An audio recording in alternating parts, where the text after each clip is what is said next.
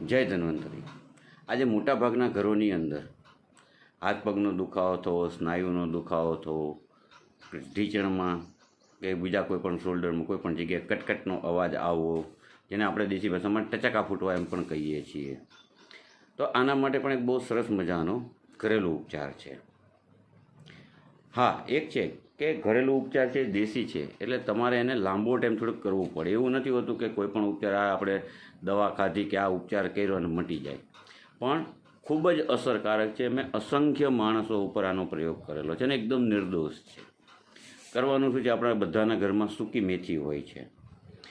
50 ગ્રામ સૂકી મેથીને લઈ અધકચરી શેકી ખાંડી અને ભૂકો કરી નાખો. 50 ગ્રામ સૂકી મેથી છે તેની અંદર 100 ગ્રામ સફેદ તલ નાખી દો. 1 ચમચી સવારે અને 1 ચમચી સાંજે આ મિશ્રણને લેવાનું ચાલુ રાખો. 6-8 મહિના તમે લેશો, તમને પોતાને આની અંદર ફાયદો દેખાડશે. જય ધન્વંતરી.